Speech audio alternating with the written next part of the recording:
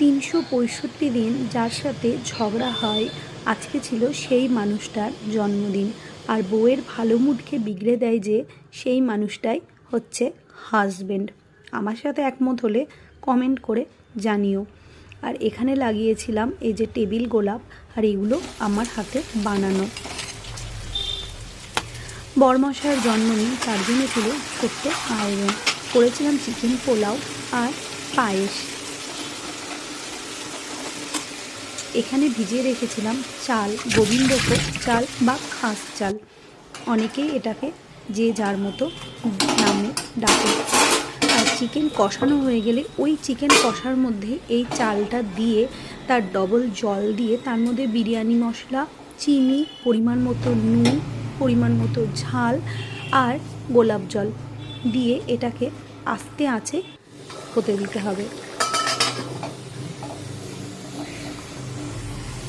আর এদিকে দিয়েছিলাম কুকারে ডিম সেদ্ধ করতে। আর এখানে হচ্ছিল পরের birthday celebration. Happy birthday to you, happy birthday dear Animesh বাবু।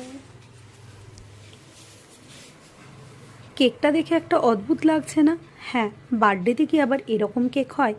কিন্তু কি করা যায়, ও তো ক্রিম একদম পছন্দ করে না, ক্রিম কেক খায় না। তার জন্য আমি ক্রিম কেক আনিনি, এনেছিলাম এই একটা কেক। আর এখানে করেছিলাম পায়েস, যেটা খাইয়ে দিচ্ছিল ছেলে। যেহেতু মা নেই তাই এই পায়েস খাওয়ানোর কাজটা ছেলেই করে থাকে। আর এই যে কেকটার উপরে একটু চকলেট সস আর একটু ওই চকলেট সস এই দিয়ে জাস্ট একটু দেখতে সুন্দর লাগবে বলে সাজিয়ে দিয়েছিলাম। আর এখানে এনেছিলাম রাবড়ি আর ক্ষীর। এই রাবড়ি আর ক্ষীর এই দুটোই ওর খুব পছন্দের।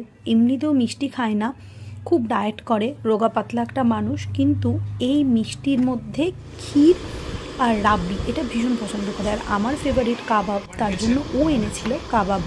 আর এই ঠেকুয়াটা দিয়েছিল আমার ছেলের বন্ধুর বাড়ির থেকে। আর এখানে এই যে বানিয়ে নিয়েছিলাম চিকেন পোলাও, যেমন ঝরঝরে হয়েছিল তেমন খেতে, মানে কি বলবো, অসম্ভব সুন্দর হয়েছিল। আর এটা খুব ইজি একটা রেসিপি। তো যেহেতু বিরিয়ানি সবসময় প্রায়ই খাওয়া হয়, তো চিকেন পোলাওটা বরই বলেছিল একটু বানাবার জন্য, তাই বানিয়েছিলাম।